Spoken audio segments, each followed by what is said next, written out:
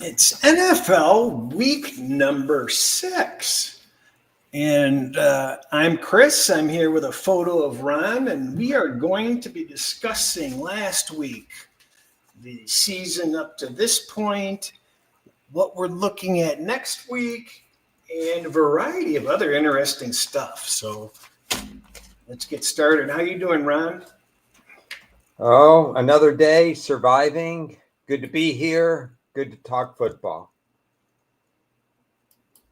Oh, let's see.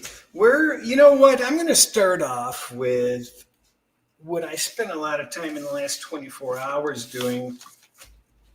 It's important. I know people miss the beginning, so maybe I shouldn't start with that. But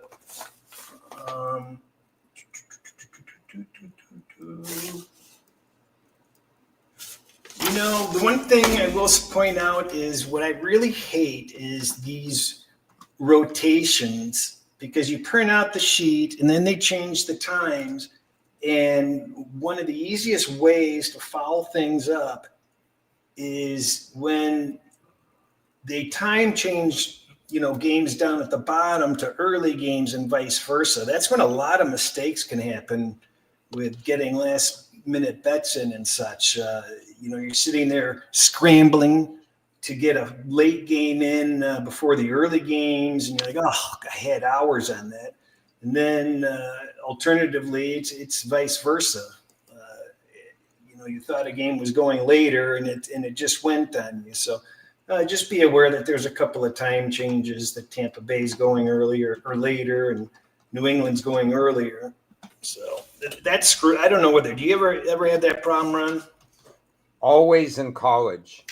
It's ridiculous in college because some books post their odds by time and some by rotation, and you're toggling back and forth to see who has the best line.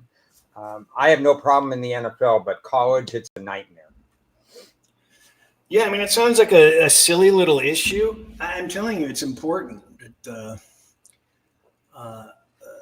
Just thought I'd bring that up. The other issue that I want to talk about is, before we get into the actual games and stuff, I spent a bunch of time and I came up with my master sheet of teaser prices. And I want to make some comments that it's always important, if you are dealing with a shop, to check their house rules, just in general.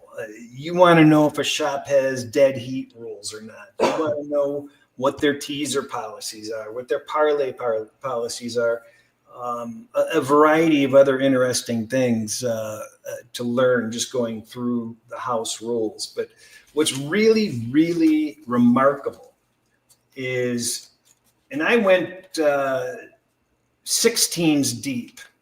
So I searched every single shop that I deal with and all the main ones. And by the way, house rules are nearly impossible to find at some of these places. It's absolutely ridiculous. It's like, what are they trying to hide? There's a couple of places I still can't get to the house rules on.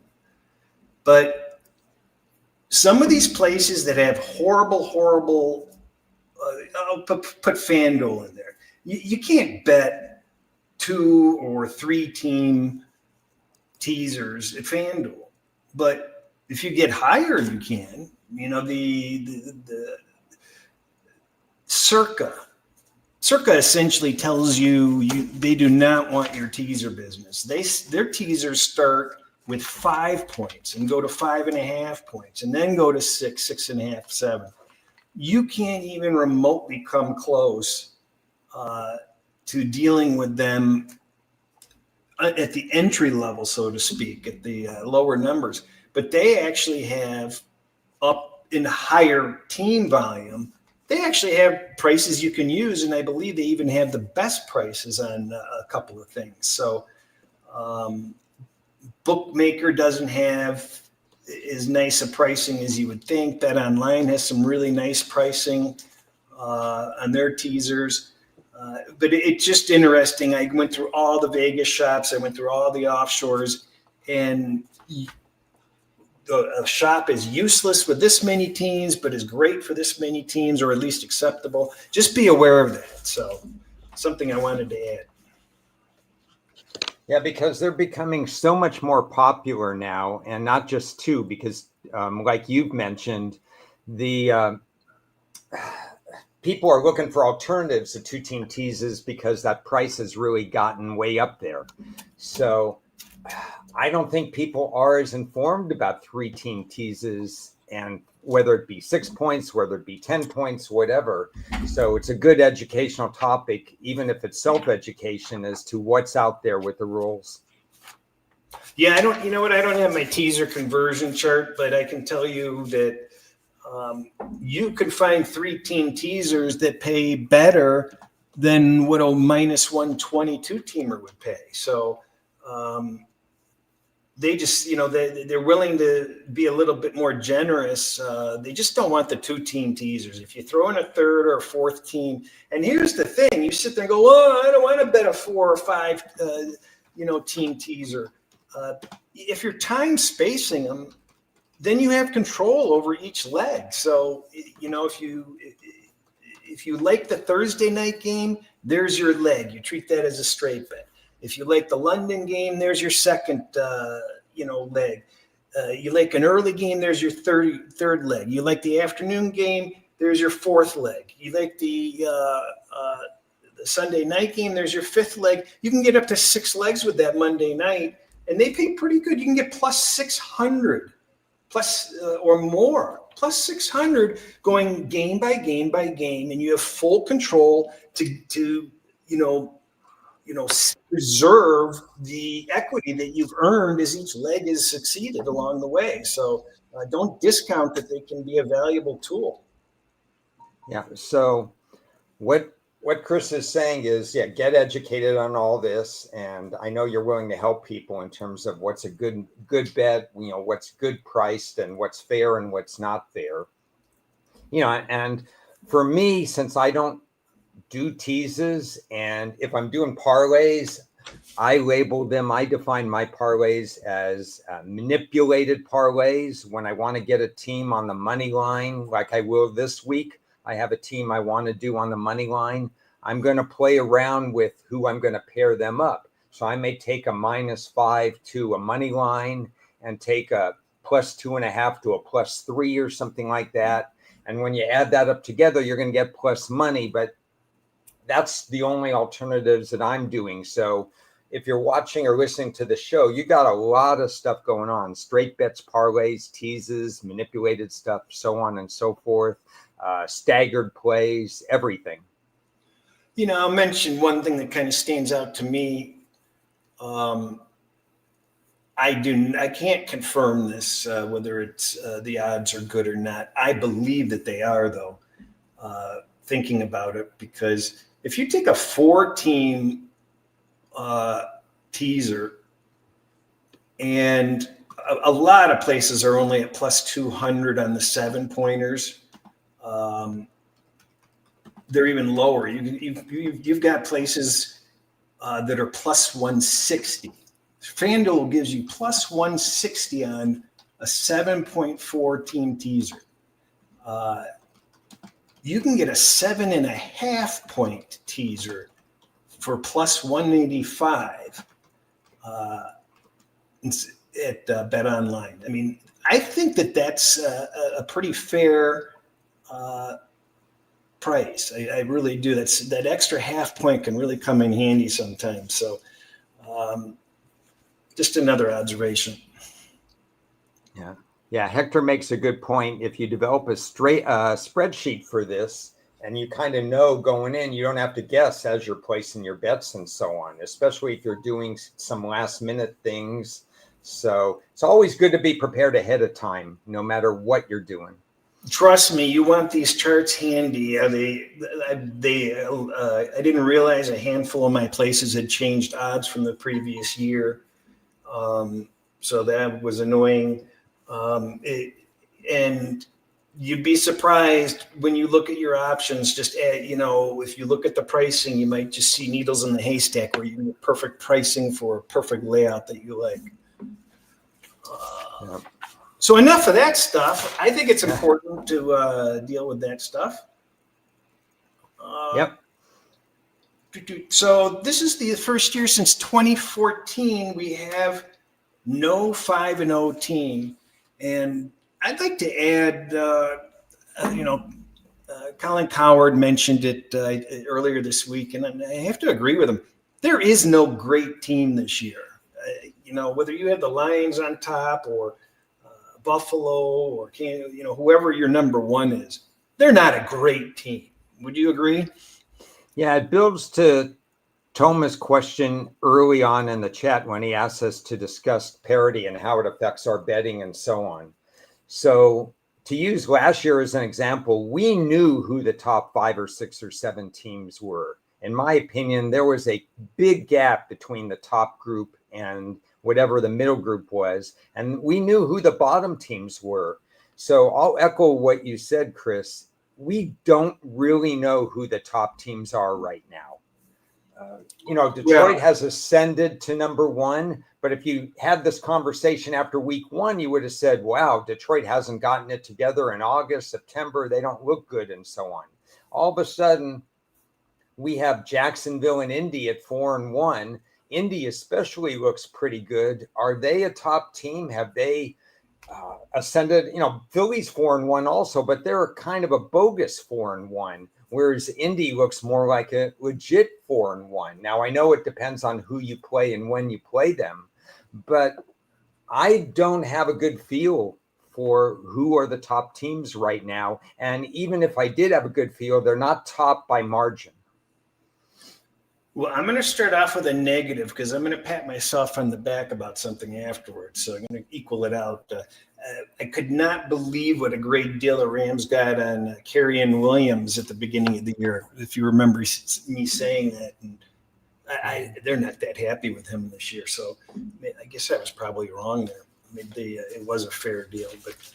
But 3 weeks ago, I was going through the model and I pointed out Jacksonville and I mentioned you only get a situation like this a handful of times throughout the season, and with a good model, you're going to get the lead on a team that is running stealth, that nobody realizes is as bad as they are, and nobody realizes they're as good as they are.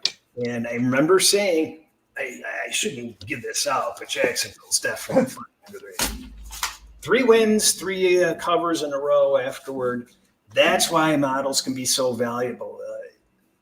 They're finally now getting a little bit of respect, but is it going to matter? Yeah, they're up 5 power rating points from my opener. And, they've ascended nicely, and they haven't beat, they beat a good defensive team in Houston week 3. They beat Kansas City in prime time in a toss-up game, a couple of days ago. So, they are not at that bottom. I mean, last year, when you look at their closing power number last year, it was in the bottom 5. Well, they're not in the bottom 5 anymore. Yeah, it's really interesting to see the ebbs and the flows about how these teams are kind of morphing throughout the season. So, that's the way that I, to answer the question, try to combat the parity is what's moving that we don't see? What are my lying eyes not telling me? So, that's the important. You've got to go to the figures. You've got to go to the data. Now, I am still, let me play devil's advocate just a little, because I know they're improved. They have better coaching. They have a new GM, a real GM instead of a fake GM. They still have a +8 turnover ratio. So if that regresses, if you see an off day by Trevor Lawrence where he throws into coverage or he panics and stuff like that, or if they're not getting the takeaways on the deep end because they're playing a more careful quarterback, will some of their edge, Cris, go away because of regression in the turnover model? Well, you would think so. I mean, the fumbles, those turnovers are becoming worth more, wouldn't you say? Especially with shorter fields. Yeah, turnovers are definitely worth more, in my opinion. I have them worth 3.5 points. I know not all turnovers are created equal, because if you throw an interception on a Hail Mary with 2 seconds left in the first half, it's meaningless. But all things considered, in general, 3.5 points per turnover. Who's been the recipient of more turnovers, though, Jacksonville or the Jets? The Jets. Can you believe they still don't have a turnover? Yeah, they're -8 in turnover margin, but they have a lot of problems besides that. Self-inflicted wounds. They don't get lined up correctly. They don't get the snap off. They're moving and this and that. This is an example of why I think new coaches need early bye weeks. And the Jets, they will have their bye in early November. So they have 3 more games. But these coaches have so much to process on a week-by-week basis. The Jets need that extra week, not to concentrate on their next opponent, but to concentrate on themselves and finding out what's working, what combination do you want to use, who's you're going to be your 4th cornerback, your 3rd safety. They've got a lot of things that they still have to teach and look at their own personal film on. And these new coaches have no time until the bye week. Yeah, and we've got we have Houston and Buffalo on the bye this week, Houston and Minnesota, and then we've got Baltimore and Buffalo going next week. I guess there's some trend that teams really perform well the week before the bye. I guess Houston and Minnesota did well before their bye. Have you been tracking that at all?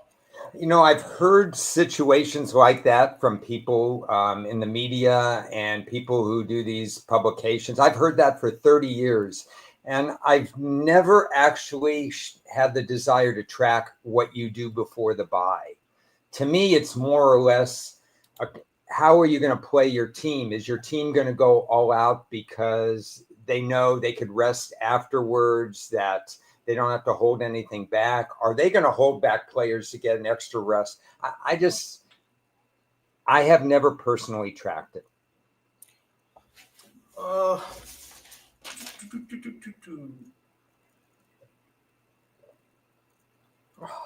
5 double-digit comebacks last week.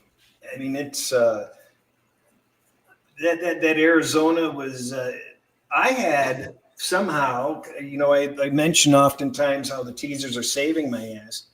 I had a monster week straight up with the model. My new filtering system worked.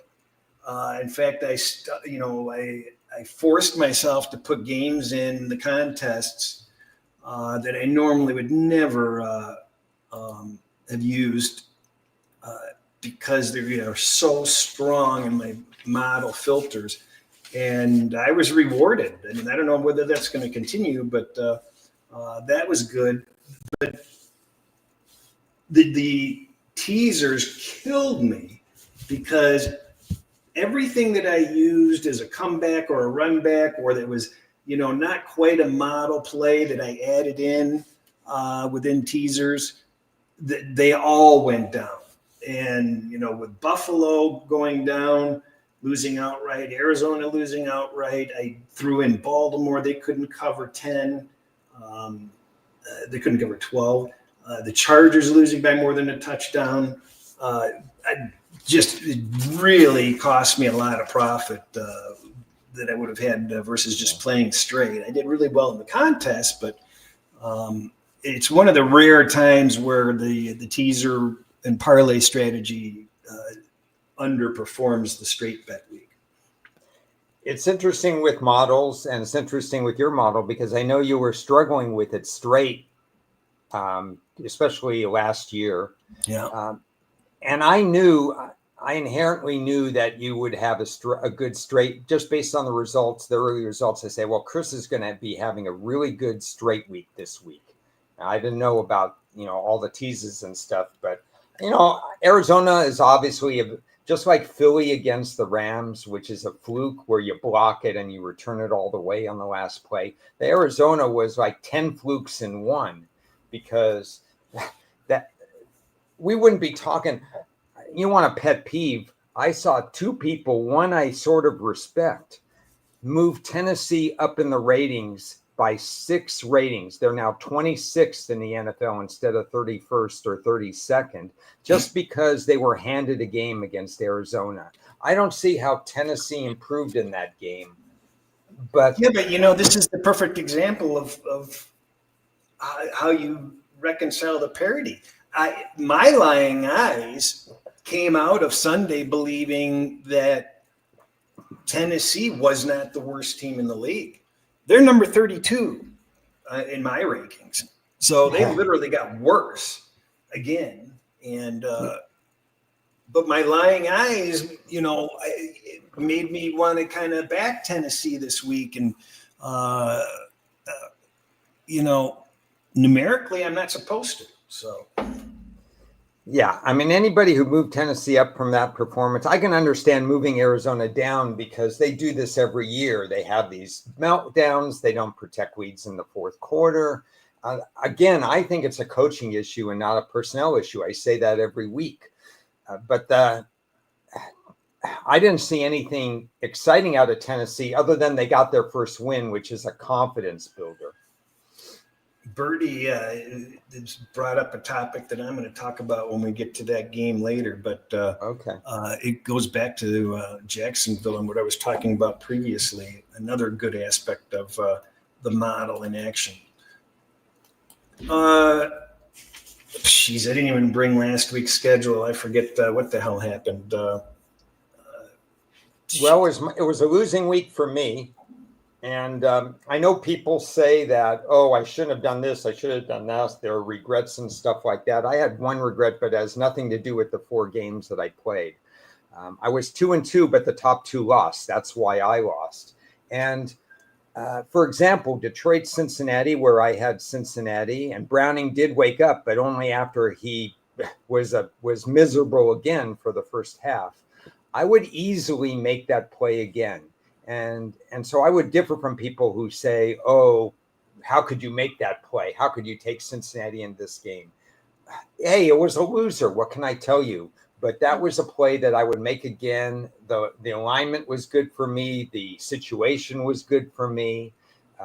There were some matchup indicators that said it would be closer than 10. Situationally, it wasn't a good spot for Detroit. And I lost the game. This isn't a perfect science. So I just want to say that I'm not unhappy with that game that I lost. I'm happy that I lost, but I would make it again.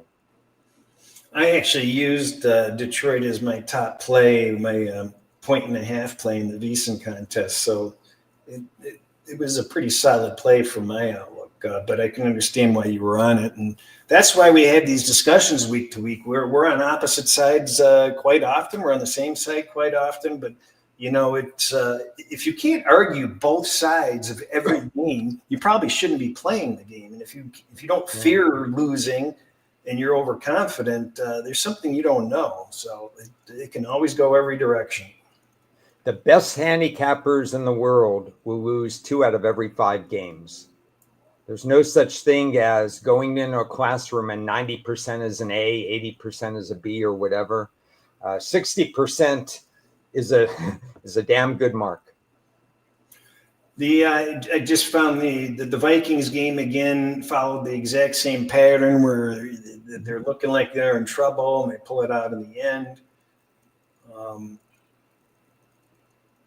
Yeah. Well, I think that's Cleveland too. Cleveland actually had the lead 3 times, the ball in the lead 3 times and didn't do anything with it. I think some of these teams that just haven't, they're at the bottom end of the barrel in terms of parity and stuff like that. They just don't know how to close out games yet. And I even would put Arizona in that category. I think we can talk about most of these when we go through looking ahead. I guess the Houston and Minnesota are on the bye, so we won't hit those. But I was surprised Houston was able to do what they did to Baltimore. Yeah. I don't know whether you realize this, but Baltimore has already given up 3 more touchdowns, and I forget how many more points than they gave up for an entire season the year they won the Super Bowl already. I mean, that's how bad their defense is. If you looked just at the numbers and you didn't know it was Baltimore, you had a blank number. Who is this team? And you look just at every defensive number they have. You would say, wow, this is a 29, 30, 31, 32nd team. And you would never equate it to Baltimore, but you got to take the name. You got to separate the name from what you're looking at with the numbers, because they're nowhere near what anybody thought they'd be at this point. Yeah, Baltimore is number 31 for me defensively.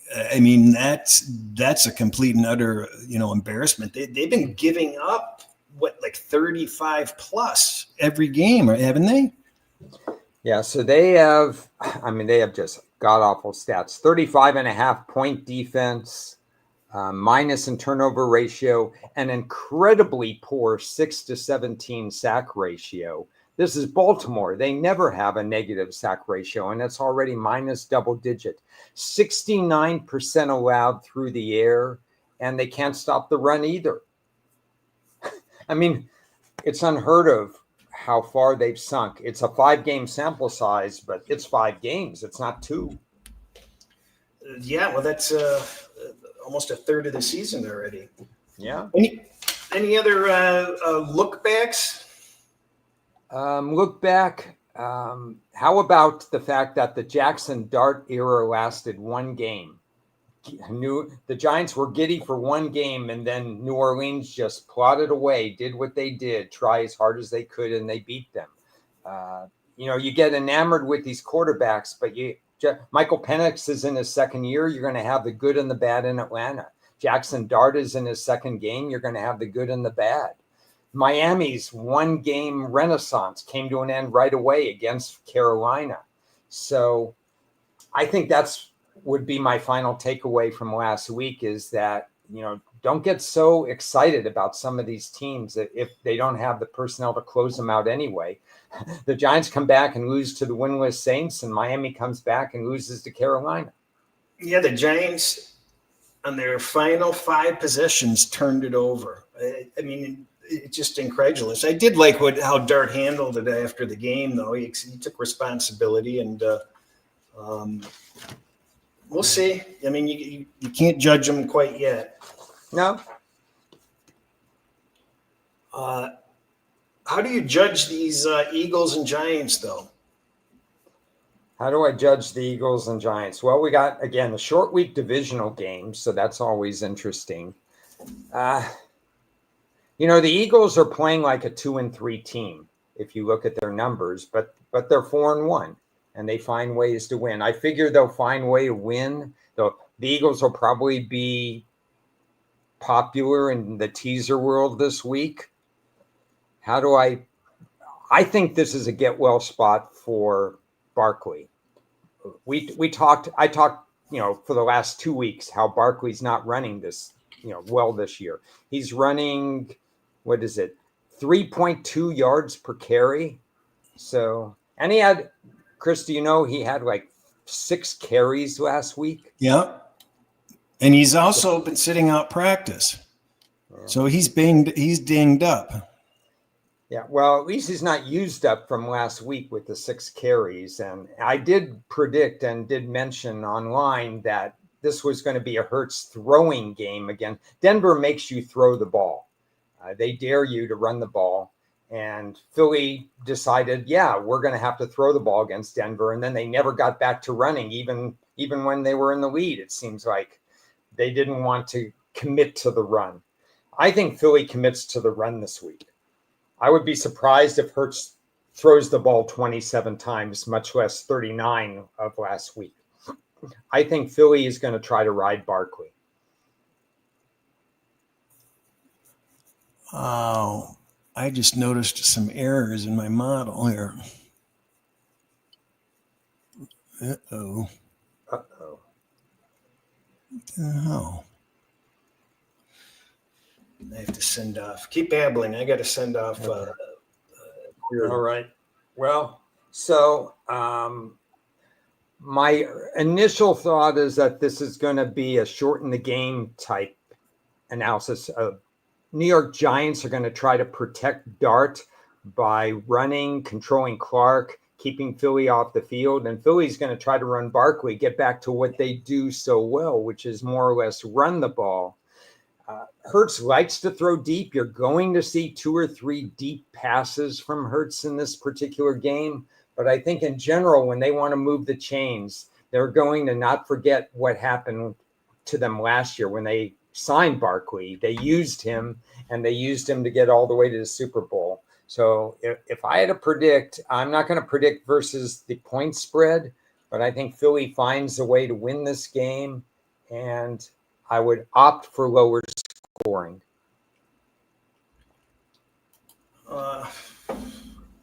Yeah, that total's moved down. I can't get the stupid line service to work for some reason on this computer. It was 41 and a half this morning, and now it's down to 40. Yeah. It blipped down off of 7.5 at a lot of places. It's sort of an in-betweener. I've got to imagine, the Giants are feisty in these divisional matchups. I have to sit there. I'm not sure the Eagles should be laying more than a touchdown on a short week with Barkley banged up and their offense sputtering as it has been. That's my outlook. I think the Giants have a slight edge because it's a short week. You don't have, you can turn around, you get right back there and so on. Historically, they're 50% as a home dog in the series. So I don't have a read on, I wouldn't be surprised if the Giants kept this close the whole way. And I wouldn't be surprised if Philly just wore them out and scored a spread covering touchdown either. So from a spread perspective, I just think you're looking, maybe I'll be wrong, but I just think you're looking at kind of a boring schematic setup for this game. That's what I envision. I don't believe that you're going to see a blowout here. So could be wrong, but we shall see. Back to London. Yeah, this is kind of strange. I've been favoring Denver, and Denver is quietly not doing some things well. I haven't taken a close look, but they don't have, I'm not showing that there's value on Denver like I have each of the last several weeks. My power ratings show slight value on Denver, although you never know who's going to handle the trip to London for better or for worse in terms of that goes. I will say this, the path for the Jets is to run on Denver.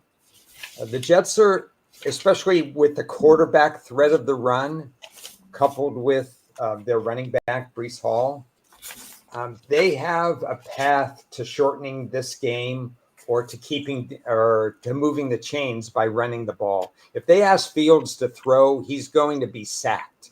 Let's just put it that way. Denver led the league in sacks with 63 last year. They have 21 already this year. You don't want Fields back there in obvious passing situations.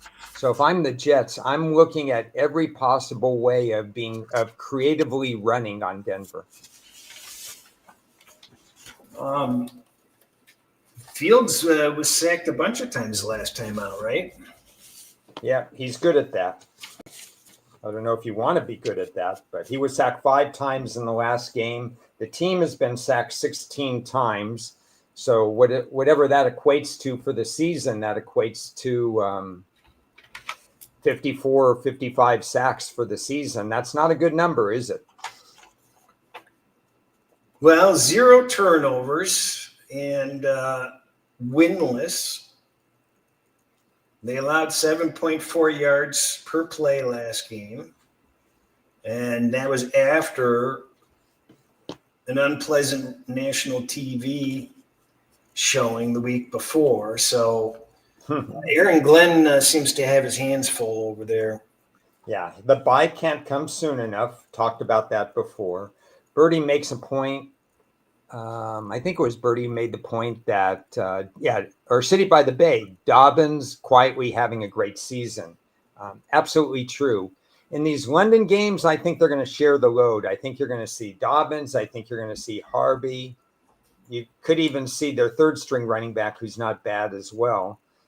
I think you're going to see some timeshare in this game. Dobbins maybe to close it out if they're protecting a lead, if the game is close. But I look for the ball. Denver loves to spread it out. I mean, they'll throw to 4 different tight ends if they have to. You can never get too enamored in prop betting with overs with Denver. You got to look at the unders.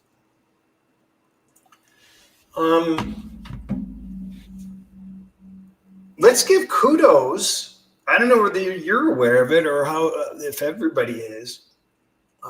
When Denver scored and came back from that 17-3 deficit, it was 17-16, and there was a fair amount of time left still, and they went for 2 and they got it. Yeah. I think 7.5 minutes to go, which is the ideal time to go for 2, because you get into the other team's mindset. Even if you miss, the other team starts thinking we're going to go conservative. But if you make it, the other team can get out of its game plan. How much time was left? I think 7.5 minutes. Yeah. Okay. I thought you said 2.5. I remembered like 7 minutes. We've talked about how stats and data and the game itself is morphing and changing with younger coaches and such, and different strategies. It's stuff. It's game theory like this that we're exactly talking about, going for 2, not calling it safe, being aggressive, going for wins is going to become more prevalent at some point. And it's going to make all the difference in the world. And it just changes the whole dynamic of the game. And I do kind of worry. I wouldn't say that was Denver's Super Bowl. I mean, it's they do win in Philadelphia every 39 years. So, it wasn't that special, but you would think that they are coming off a little bit of a high, and they could show up a little flat in London, and the Jets really, really have to show up. So I certainly, I'm happy that I don't have to back Denver this week. You want a strange number, Chris? Here's a strange number. The Jets and Denver played last year, and the Jets were 8-point favorites at home against Denver. Wow. And lost 10-9. Different staff.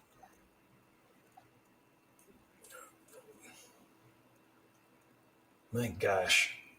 1, 2, 3, 4, 5, 6, 7, 8, 9. 9 people have texted me since the show started. Cleveland and Pittsburgh.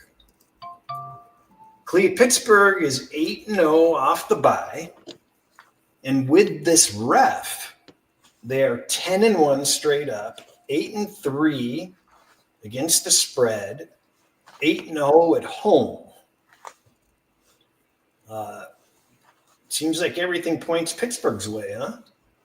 23-1 the last 24 hosting Cleveland. You can add that one in there too. 23-1? Yeah. That's straight up. 16-9 against the spread last 25 at home. So Cleveland probably should change the way they do business in terms of how they address it. So they have a different quarterback. Pittsburgh got to see him in action, but they have a different quarterback.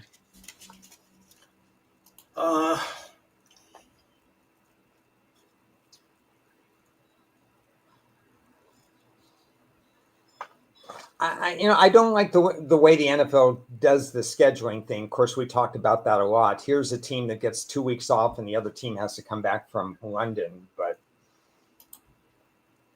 I'm not going to be involved in the game. Cleveland was +4 in the turnovers and lost, huh? last week. Yeah. Do I have show that right? +2, All right. which still is an unusual stat to lose. If you're +2 in turnovers, you're going to win probably 5 out of every 6. Where do you have Pittsburgh rated? I have Pittsburgh weighing right in the middle of the pack.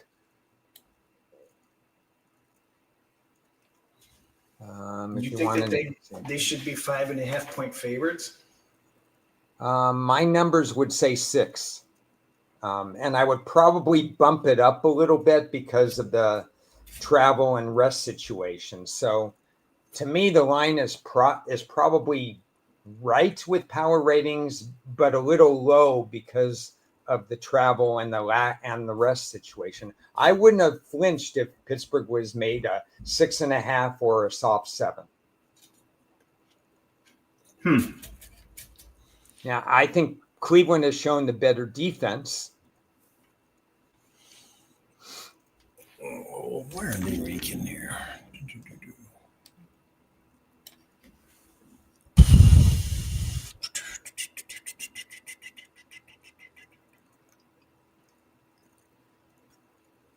I don't know, I guess not. I have Cleveland dead last in offense. Yeah. They gave up on Flacco. And Flacco gets to start against Green Bay for the second time in 3 weeks. Yeah. I'm surprised Cleveland's dead last in offense, but you know who's only 2 above them? Pittsburgh. And Cleveland has the better defense by quite a bit. Yeah. I don't see 5.5. So do you care at all about the historical or the travel or the situation? Would you ever bump anything up for that? Because we've talked about this. For college, you certainly do, but we've come to the conclusion that it's in a very rare situation that it applies to the NFL, and we do see some extreme results here with the what was there, 23-1? Yeah.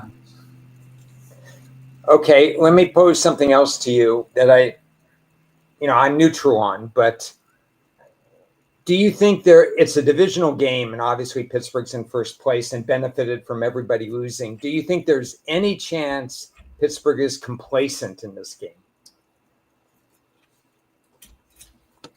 Bertie brings up a good point. Their third road game in a row, including London. So, right. I mean, and the NFL has just stacked this. I don't think Pittsburgh is. I would think the mood in Pittsburgh is pretty darn good. They watch Baltimore fall apart. How the hell Baltimore is like -115 to still win the division? I don't know. Yeah. Pittsburgh's schedule is so hard, though.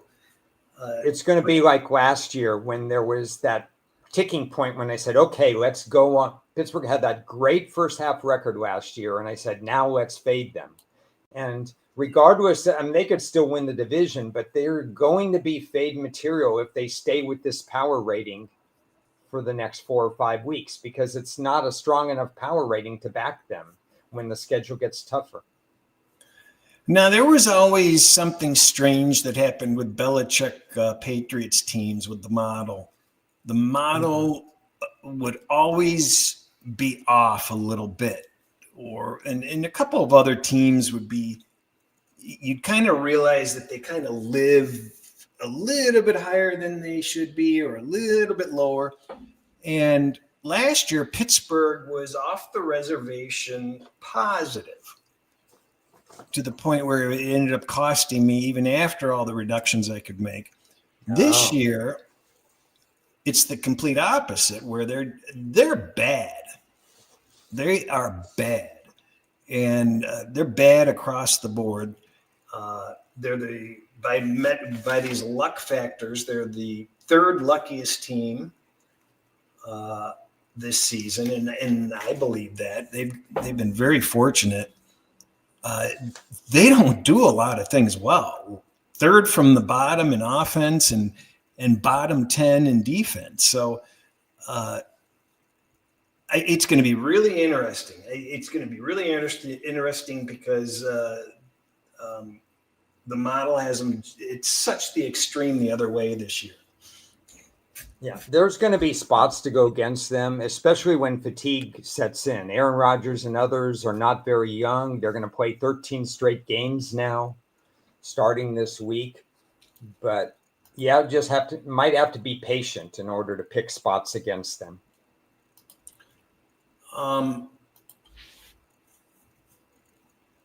Boy, Arizona and Indianapolis. Murray's sitting out. That road that sent the line up to a firm 7. I expected the line to go up to a firm 7 regardless. Indianapolis lost their starting kicker. I guess he was the number 1 kicker for fantasy. So that's a big loss. And that caused them to miss 3 conversions, and the game stayed under somehow miraculously, from what I am told or from what I overheard. Yeah. So Russell and Dan didn't tell me something at the beginning of the season, so I'm going to hold them accountable. I thought Indianapolis quarterback was Clark Kent. Apparently, Indianapolis's quarterback is Superman, and he's not Clark Kent. I don't know what's going on with Daniel Jones, but his numbers are amazing. And he's only been sacked 4 times in 5 games. And to me, that's, if you ask me, what's the most stunning stat for each team? The most stunning stat for Indianapolis, in my opinion, is that offensive line has protected Dan Jones to the point where he's not even being sacked 1 time per game. That is remarkable. I'm trying to think. Where's Indy in your power ratings?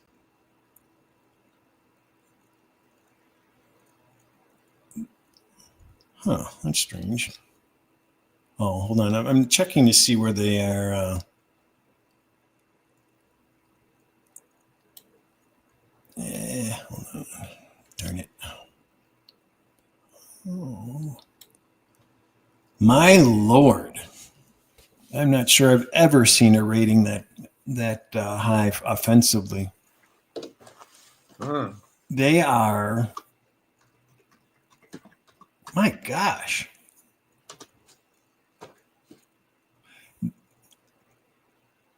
Oh, no.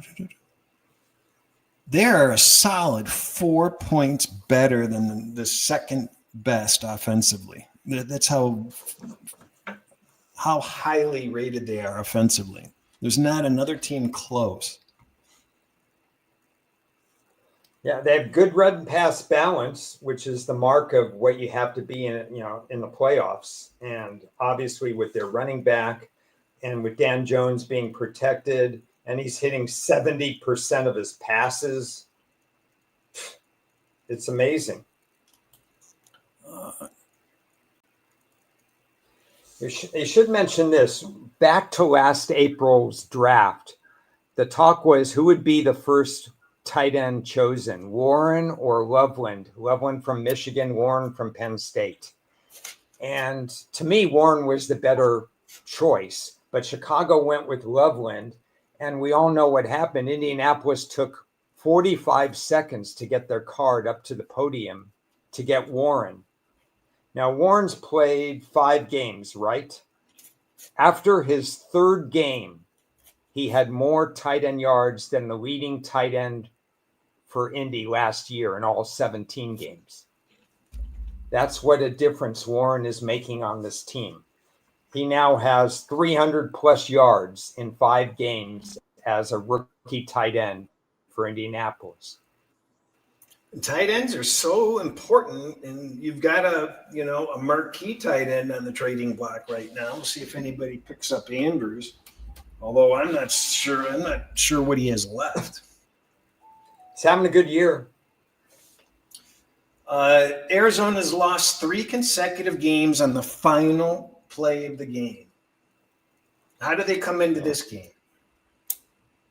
Same coaching staff, right? Yeah. Yeah, I mean, the teams. I don't know what to say. I mean, I lost with Indy last week. I won against them on a fluke play with the with the Rams 50-50. So I'm still finding my way with the Colts. I really don't want to go against the Colts right now, but Arizona, especially in the first half, they tend to show up in the first half of games. Yeah, they do. But there's 4 quarters. Yeah, well, I'm beating a dead horse if I tell you that the talent is there and the coaching is not. I haven't heard how serious the Murray situation is. I just assume he'll play. I don't have at my hand, so let's rely on the excellent followers, listeners here. Who's the backup for the Colts right now? I mean, not for the Colts, for the Cardinals. Ugh, I don't know.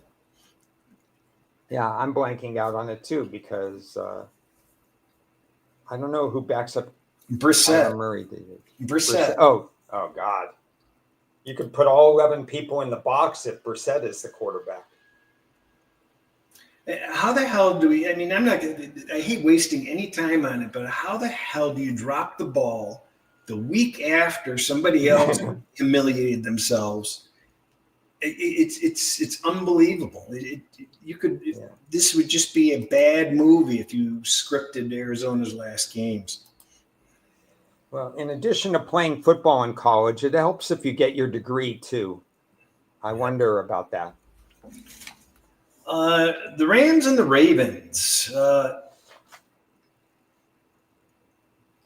noticed that the Rams have been slipping considerably. What about you? I've had them from a power rating standpoint. I've had them almost flat the whole year. So they barely changed for me. The biggest change was losing outright to San Francisco last week. Sometimes those Thursday games are funny, but I haven't changed them. We know there are certain truths to their team. Puka is completely unguardable. The guy's catching over 10 passes per game. Stafford seems to be healthy. The defense is better against the run than the pass. They're finding their stride. I know they only had 1 sack on the last Thursday, but it's still 3 sacks per game. They're still very much get in the face of opposing quarterbacks. This is and I think there's a few of these games this week, but this is one of these games where it's hard to really understand do we know for sure? They keep on saying Jackson didn't practice today. I thought Jackson was going to be out for 3 or 4 weeks. Does he really have any hope of coming in this week? It's Wednesday. It's harder to tell. I would say 20%. It would be much better because they have the bye right after the Ram game. It would be much better. I mean, they never expected to be 1-5 if they lose to the Rams. Is there still time to catch up? Probably in that division, there's still a chance if you believe Pittsburgh's schedule does turn as hard as it does. And they haven't played Pittsburgh yet. If they sweep Pittsburgh, that's 2 extra games. I mean, they really don't want to fall to 1-5, but they have to weigh the fact that if Jackson doesn't play, he'll have a full month off before facing Chicago at home. Yeah, that's a tough call. It is a very tough call. Baltimore has lost 11 points in my model. That's like just unbelievable. Yeah, with a backup, without Jackson, they've lost 10 points for me. Unbelievable. Yeah, and they're not doing anything right. That if you want to say, oh, well, how can Baltimore win this game?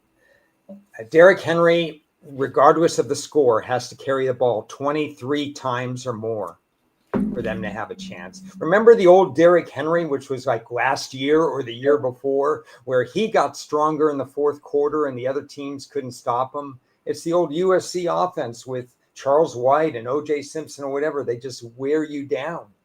This is the path for Baltimore. If they don't run Henry 20 plus times, they have no shot. Henry ran for 15 times, 33 yards last week. And he had a ton of yards game one. He hasn't topped 42 since. Yeah, and he's faced some tough run defenses, and the Rams are another relatively tough run defense. But what are you going to do? Who else are you going to put the ball in the hands, right now? Hopkins has 7 catches in 5 games. He's not the answer. Bateman has 10 catches in 5 games. He's not the answer. Flowers is doing fine. He catches more than 5 a game, but they tend to use him on the shorter routes, and that's all they're going to have time for anyway with Cooper Rush, shorter routes. Well, Baltimore could run the second half table, but they've got to do something on defense. They did do 2 trades this week to try to help their defense. Did you see any value in either of those pickups? Not really. They have some holes. I think they got a potentially decent player out of it, but it didn't move the needle for me. You were talking tight ends before. Not having Andrews is doing great, but not having Isaiah Likely took away one of their stretch the field guys, and that tight end is worth something. And he's barely back now. He's caught 1 pass in the last 2 games with less of a percentage of time being on the field. So he will benefit from the bye as well.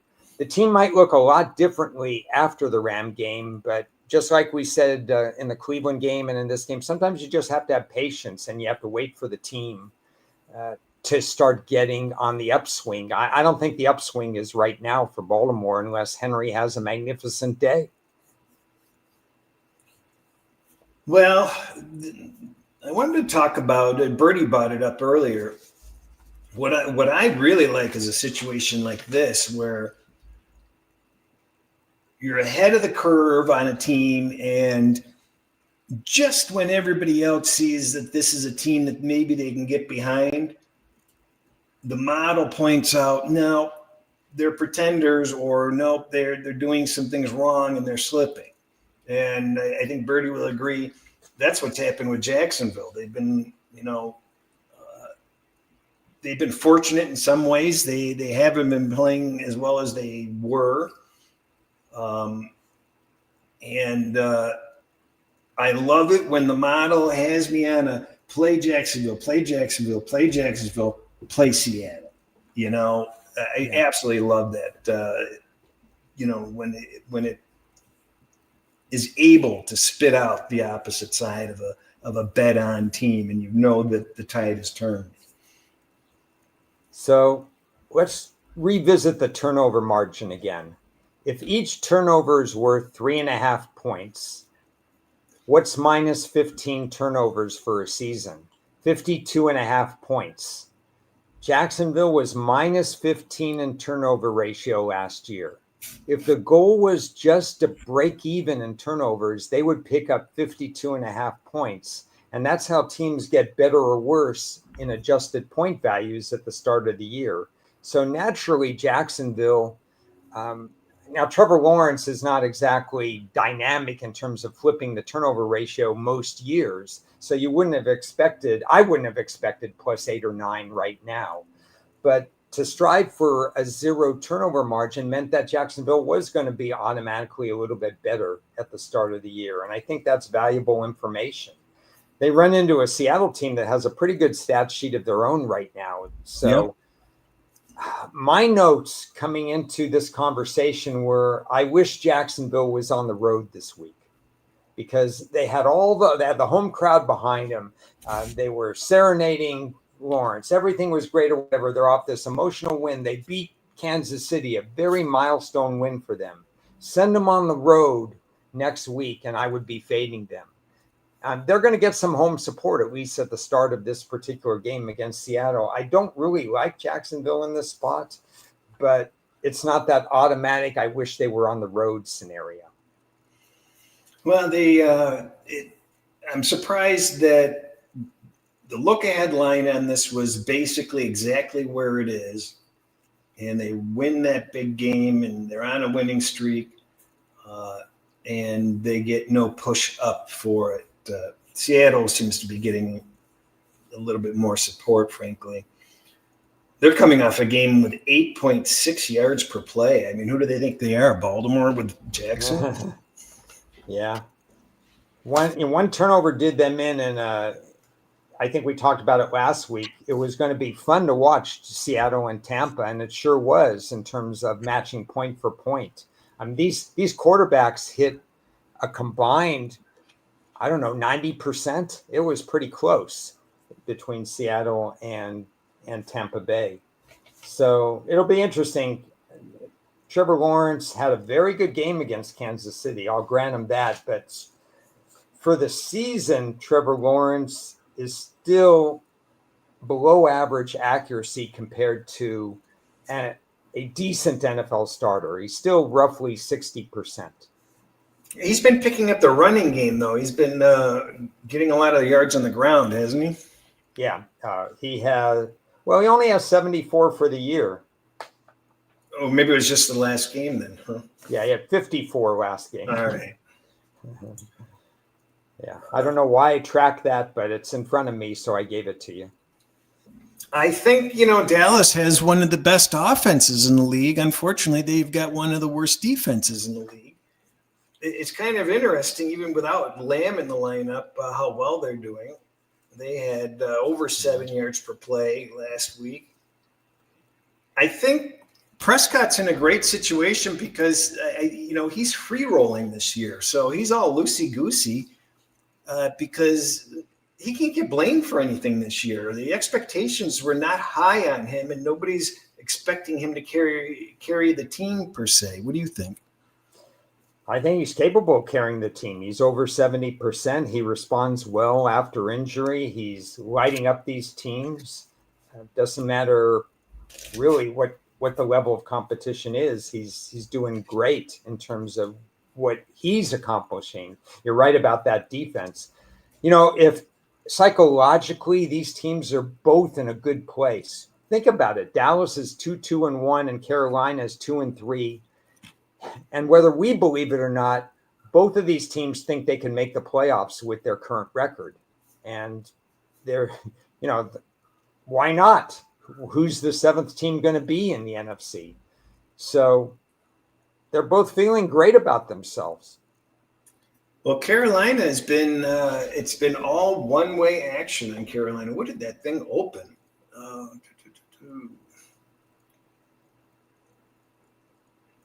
3.5 down to 3 last couple of days. Yeah, but didn't it open a lot higher? Maybe in a look ahead. I don't know. The Carolina's 2-0 at home this year, and they did well at home last year, I believe. They did lose to Dallas at home last year.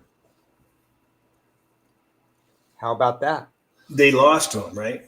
Yeah. Yeah, I remember I had Dallas that game. You're right. Carolina feels comfortable at home. They play differently. So, you're going to have a horse in this race? At this point, no. Because sometimes we ask each other, what result would you be surprised at or not surprised at? I don't think I'd be surprised if either team won. I don't think I'd be surprised if Dallas just put 35 on them. I don't think I'd be surprised if Carolina, depending on their running back health, Hubbard didn't play last week. So Hubbard is one of those guys who can run for 5 yards per carry against a defense such as Dallas's. So I think that's important. I wouldn't be surprised if this is a high-scoring game that could go either way. I guess if I had to pick some, I don't think I could lay the points, but I do like the fact that Dallas knows that it won there last year. 49.5, 50 seems really high for Carolina. But who's this Rico Dwaddle guy? Yeah, he had, 200 yards last week. Dallas cut him, even though he had a good year last year. They thought they could do better. Ooh, okay. So how about that for an informational thing? Now he's going against a team that let him go. Ooh. Glad you mentioned that. I actually didn't personally think about that right away, but he's ramped to go. I actually saw some post-game comments from him, and he's already addressed the issue, and those comments came on Sunday or Monday. So the Chargers lose Hampton now, plus their other injuries. Is Herbert the leading rusher for the whole season, or was it just the last game? I'm looking. I believe now it's the whole season. Yeah. No, that's not true. Hampton had 270 yards, so it's not true. Hampton was emerging. He was going to be in Canada and competition for Rookie of the Year. So, but aren't they three? Isn't he the second running back that's out? Yeah. So they've lost both tackles. Their guard is in and out of the lineup. They've lost both running backs. I would say behind Baltimore and San Francisco, the Chargers have the most impact injuries right now. Yeah, they had two players from the line go out during the game, I think, didn't they? Yeah. Yes, they did. Yeah. So Herbert's been sacked 17 times in 5 games. That's a lot for a veteran quarterback. They're benching their center. What's wrong with their center, Bozeman? That I don't know. I'll have to read up on that one. What do you make of Miami, though? Because, their coach is on as thin of an ice that you can have. Well, they have 0 rush defense. Yep. I didn't very like good in the pass either. It just feels like that team has bad vibes now. Yeah. So brainstorming this, because I agree with you, the team has really bad vibes, and they have a really good setup in this game, and it's a balancing act for me. Everything that my handicapping says you have to take Miami in this game, and my mind says, how do I know that their head's on straight?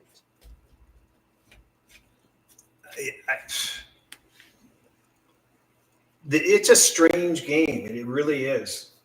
Yeah, these teams tend to play really close games.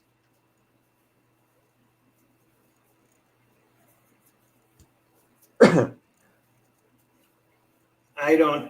certainly won't be on Miami this week. Yeah, it's a dilemma I have to think about, but all signs point to a Miami play. Good luck with that. Thank you. 49ers Buccaneers. It's Mac Jones show again. Yeah, well, so now they've had 10 days off, so I do not know the answer to that one. It's a tough call for them because Mac Jones made it tougher on them. If there's any excuse to say that Purdy's not 100%, I think they'll do it. I didn't realize we have so many teams going on the bye next week. Or the week after. Never mind. Week after. Only 2 this coming week. Yeah, you know what? I'm glad that I don't think I'm going to be on this game. Baker was 29 for 33. They're talking about MVP considerations for him. Why not? They're missing key players left and right, and somehow they keep on winning. How strong is this team going to be when they get healthy? Yeah, with Irving possibly being out again and White not showing up all that well against Seattle, and it's generally not that easy to run on San Francisco, and San Francisco with 10 days to prepare. This is all about Baker Mayfield through the air again. And actually, you want to pass on San Francisco. We'll see Stanford if Baker can work it. Yeah. Well, he did to Puka. Yeah, well, it wasn't enough. Yeah. And Tampa has quality wide receivers. There's no problem in terms of getting the ball to various places. The big issue for me, and it's been good for Baker, how many turnover-worthy plays will he have? Because sometimes he's not afraid to throw into coverage.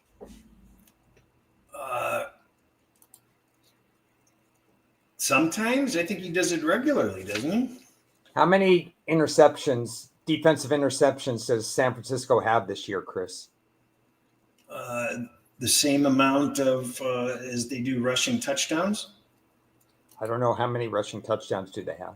0. Well, then you're right. They have not had a defensive interception yet this year. You thought you were going to slide the fastball by me, didn't you? Yep. That was a good one, Chris. You got it. We kind of touched on this. You come out of that Tennessee game knowing that they played like crap, but they came back to win, and maybe there is some backbone to them. But we know traditionally teams in this situation, bad teams off a win, don't really fare well the next time out. This is their third straight road game. They went to Houston. They went to Arizona. I presume they're I presume they're staying out here, but maybe they flew back. So obviously Pete Carroll and the Raiders are desperate for a win, and we have to assess whether or not they're good enough. Geno Smith, 9 interceptions in 5 games. That's what I have. Yeah. 8.16 sack ratio, turnover ratio. With all that being said, and I talked about this earlier, my personal strategy is to take them with the money line, take Vegas with the money line. Well, Vegas had 4 red zone trips, and they scored 6 points. They generally don't have any home field, but I don't think the Tennessee fans are going to travel in great numbers, so maybe they'll have more home field than they normally would. So I guess you've been reading my notes, Chris. That No. was perfect. Really? I think Tennessee lacks enough of a traveling fan base to make the LA Las Vegas type crowd more of a road appearance. That's what I wrote, and that's essentially what you just said. But there's something wrong with this team. I'm shocked that a Carroll team is getting blown out like they are. They're not competitive. Yeah, it was a disappointing performance for sure. I thought they would bounce back. I had faded them the 2 weeks previously with success, and I was wrong last week. Impressive Patriot win. I don't think. There's that one play where Allen missed the wide open receiver and ran the ball instead. But it wasn't like the Patriots were gifted that game. They played well enough, and my numbers say that they're a decent team. Yeah, they've gained 2 power rating points from the start of the year for me. The Saints have actually remained the same. They dropped 1, they added 1, whatever, but I still have them near the bottom of the barrel. I love their competitiveness. That's all I can say. I've said it every week. That probably keeps me off this particular game because I think New England's, I don't know. I mean, New England's 3.5, and my power ratings say they should actually be 4.5.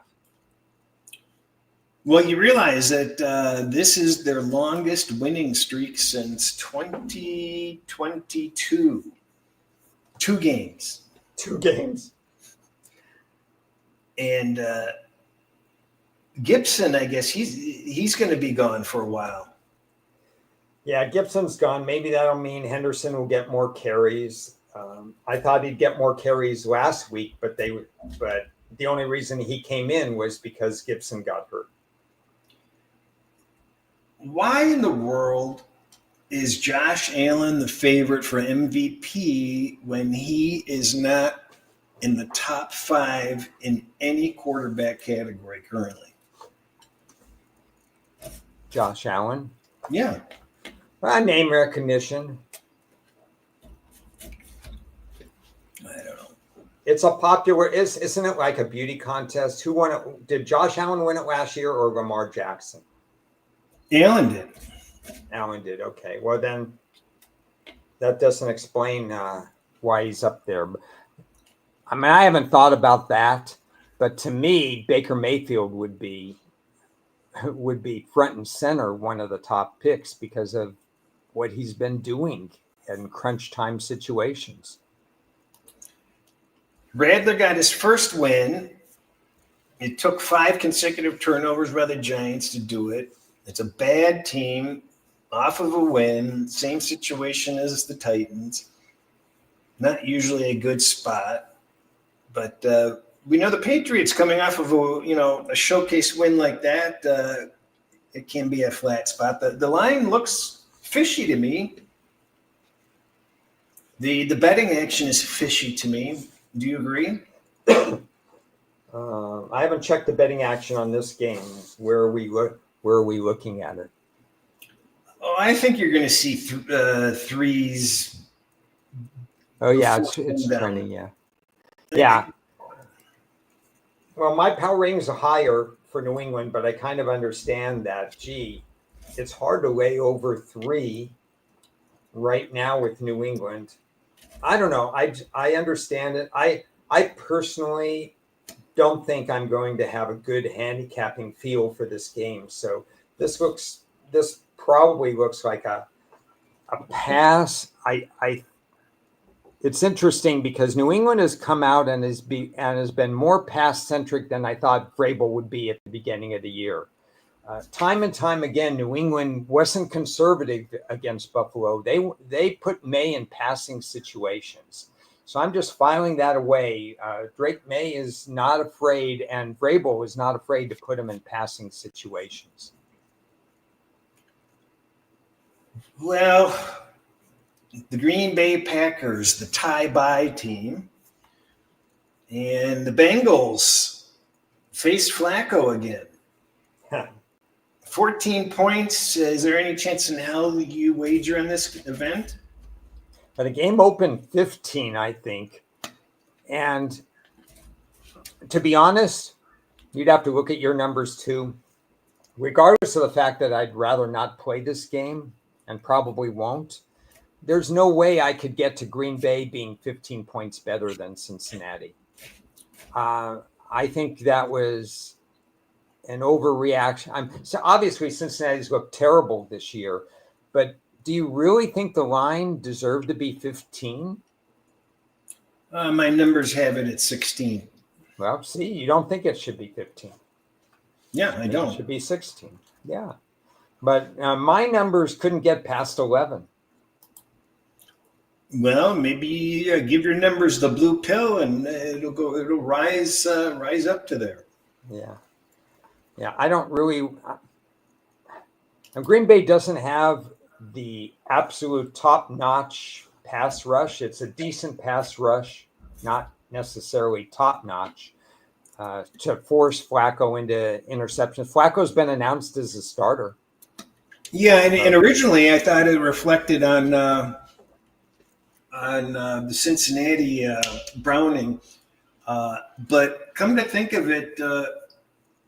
I think maybe the fact that he just played Green Bay and was familiar with them actually was an important part of trying to get him in that lineup faster than normal. Yeah, that's probably true. He's already had a scripted plan, and he's got Chase and Higgins on the outside, so it's not like he doesn't have guys to throw to. Flacco is not afraid to throw the ball downfield. Well, either was Browning, unfortunately, not always to his own team. Well, Flacco's the same way. How many picks does Flacco have? And he still has a chance to lead the league if he keeps starting. So how the hell is this total only 44 and a half? Well, that does seem like a low total, come to think of it. For gosh sakes. Is there weather that I don't know about? We should look into that. I mean, I just see a free-for-all in this game. Let's see. Green Bay, boy, Jacobs hasn't been running well at all. 80 for 266. Should be able to run on Cincinnati. You should be able to do anything on Cincinnati. Yeah, and that defense isn't strong. Jordan Love generally doesn't get sacked, and Cincinnati has one really good sack person in Hendrickson, but not much else. Chase Brown for Cincinnati, 65 carries, 160 rushing yards. Not so good.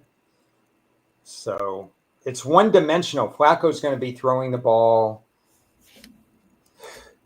37 to 45 times in this game.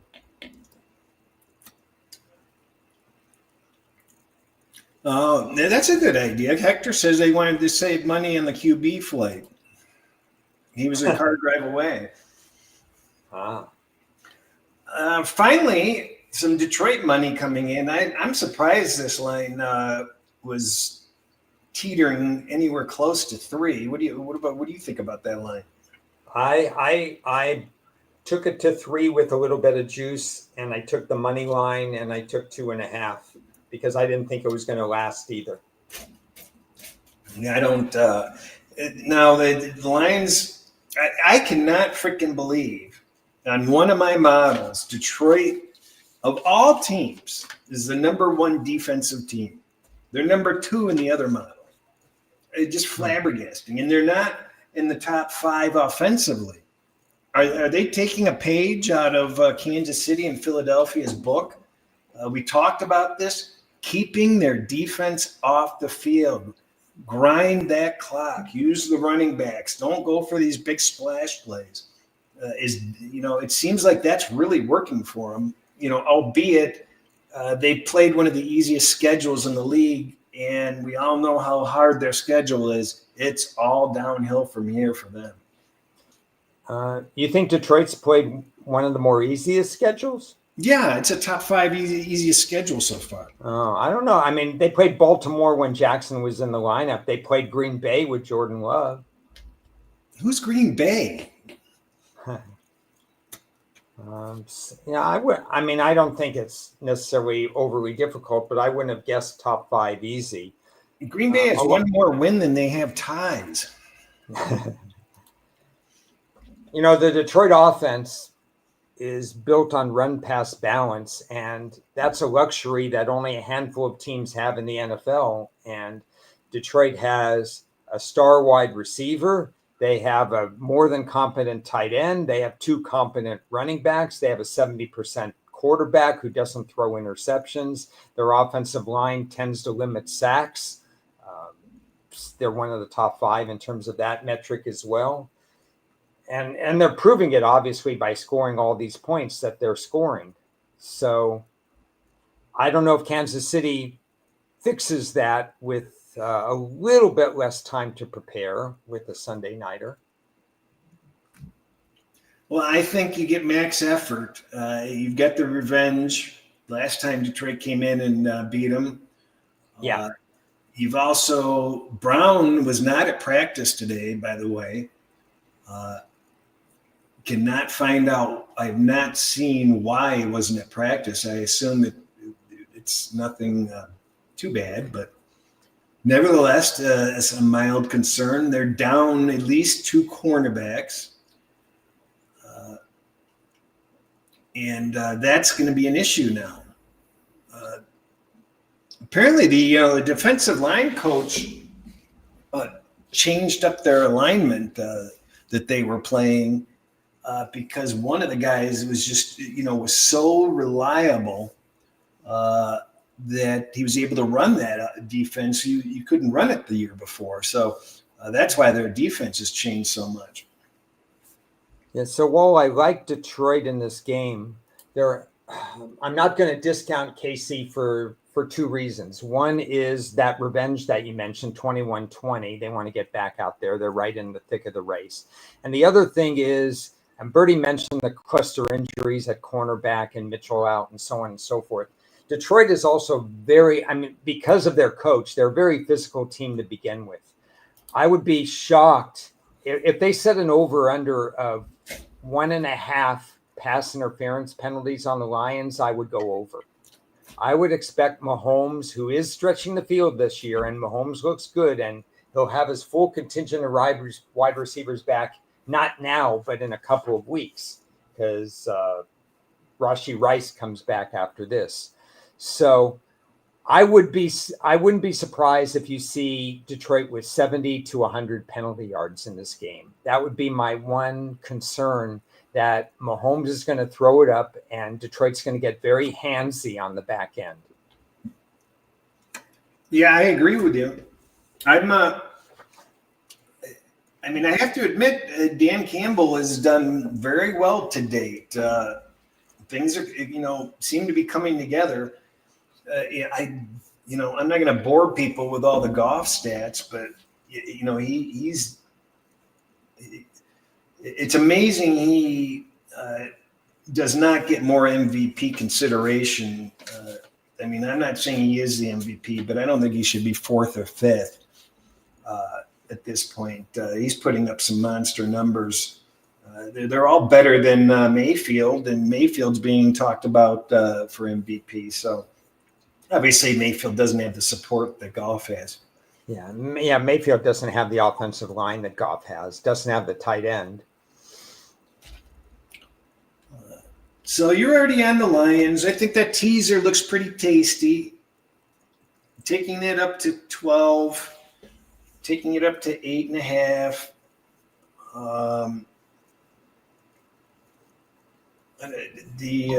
I do have a little concern about the cornerbacks, but Detroit's the better team here at this point of the season. When Kansas City gets healthy again, that may be a different story. But yeah, that's back to when you play a team and when this game is being played. Factors for Detroit.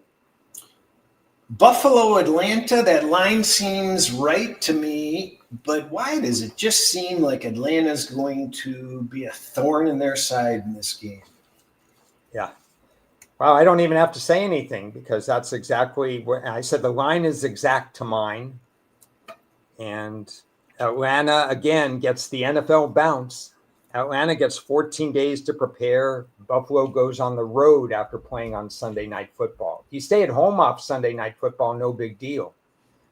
You're going to lose another little travel time, and you're not going to go into work on Monday morning after a Sunday night game. Maybe the coaches are, but not the players. So the NFL has given Atlanta a fighting chance in this game. And Bijan Robinson, I would be surprised if he was under 100 yards rushing in this game. Yeah, that Buffalo defense is awfully average. I have him dead middle. Allen does play well in domes, doesn't he? Yeah, they did mention that. I have no problems with Allen in the offense. I think there's going to be some strategic areas. Watch for Terrell again. Remember, we talked about Terrell. Is he going to line up for Atlanta? Because he missed a couple of games with the injury. The Bears in Washington. I think Chicago was very fortunate to be gifted a win versus the Raiders last time out, wasn't it? Yeah. Well, when one of your guys is serenading the crowd while the play is going on, it is a problem. Let's see. Let's check in on Chicago.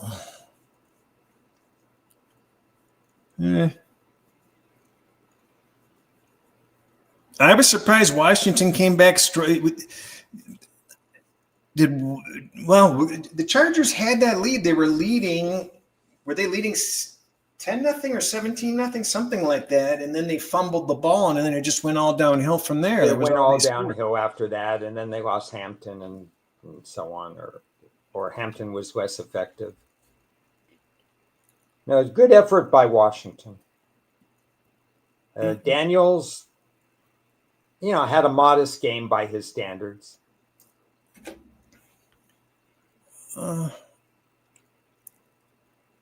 Washington is playing all right.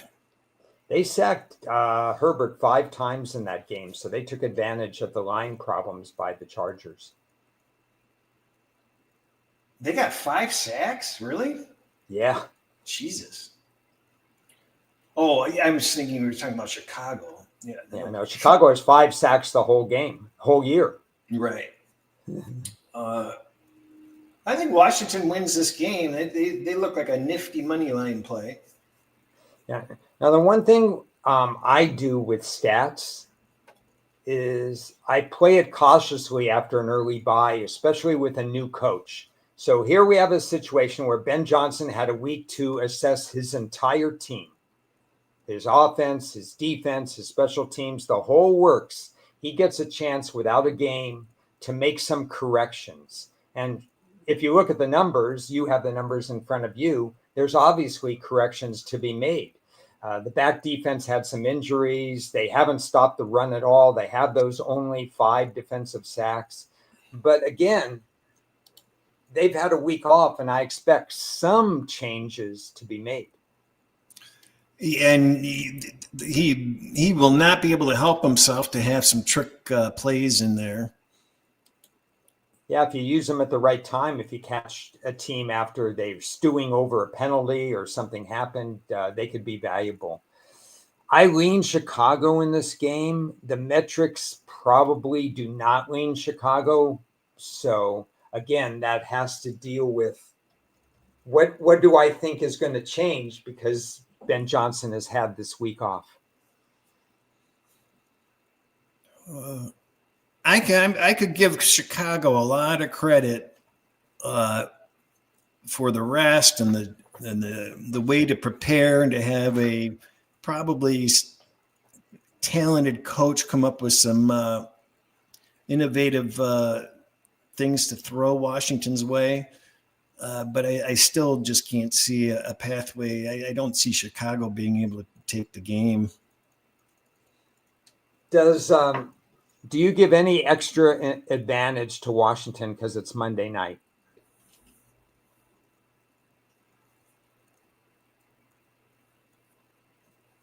Well, Washington doesn't play in Washington, do they? Well, at home.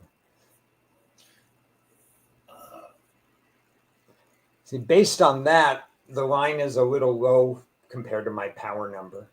Well, the other line's low, but I think that it's taking into account that Chicago's off the bye and they have a good coach that's going to make some adjustments, and they have shown some signs of life. So,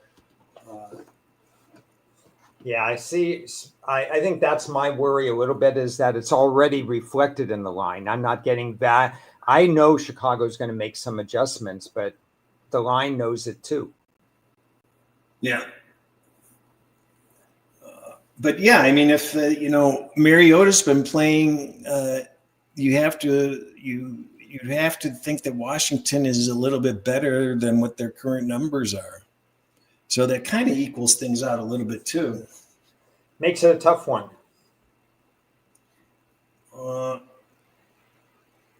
You got anything else? We're long on time, so I just want to bring up one thing. Take a look at Jacksonville's schedule. The entire schedule for the Jacksonville Jaguars. They're sitting at 4-1. How many wins would you project for Jacksonville? At least 10. Okay. Because their number is 10.5. And when we had that discussion, I mean, I came up with 10 before the last 2 wins. And I see them kind of slipping a little bit. I wouldn't raise that number. So that's where I would be at. So they're a 10 juice to the over. Second half of the schedule, at Houston, home to the Chargers, at Arizona, at Tennessee. So that would be, at that point, it would be either their third of 4 weeks on the road or 4th and 5th weeks on the road. Home to Indy and the Jets, at Denver, at Indy, home to Tennessee. So they got Indy 2 of the last 5 weeks.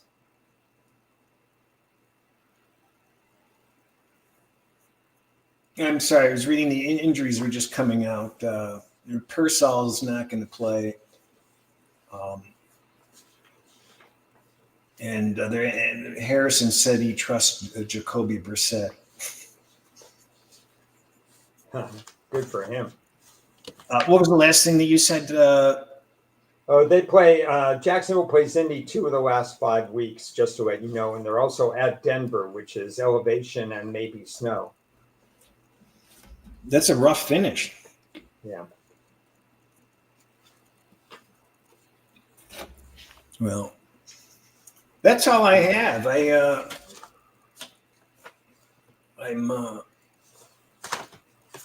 wanted to look up. Yeah, so Jacksonville at very soon. Yeah, after the bye, they have 4 of 5 games on the road. Well, I'm still tempted. I'm still tempted to fade the Jags for season wins. okay, we'll take the plus money under with Birdie. That's right. We'll split the winnings and we'll enjoy it. Oh, let's see if there's any other. Alvin Kamara got hurt in practice.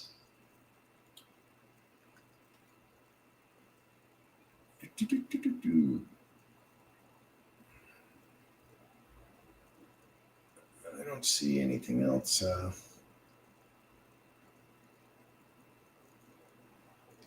Well, that is all I have, I think, for this week. Probably, I don't know about you, a little bit of a light week on my end, just like last week. I'm just so frustrated last week with. I should have had a monster week. It's incredulous to think. I think the motto went like 6-1, and somehow I made peanuts. So just frustrating. I'm just digging into filters and getting more data and information as each week goes by. I'm just doing something extra, and I was very happy that my filtering system worked well week 1 last week. And then I did send you I came up with a list, and I sent it to about 6 or 7 people. I came up with a rating of my teaser legs, and that was I rated them like 1 to 4, and I had 2 games that were 1, and that was New England and Denver. They both won outright. The only loser that the model picked was Arizona, and the only other losses were just leans like Baltimore and the Chargers that I put in there. So I'm going to be charting that and trying to rate each leg individually.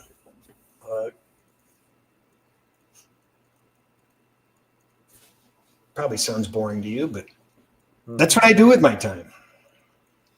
Ted has a notice. He says, please mention that he will have 3 All-Pros and a quarterback as part of the interviews for Ted's Inside Blitz show tomorrow. I haven't talked about it with Cris, but I'm thinking I may make my debut on that for tomorrow. Oh, that would be great. I've got my hands full tomorrow. Unavoidable appointments. He's got some great, who the hell were they? I mean, he's got some great interviews tomorrow. I know Debo and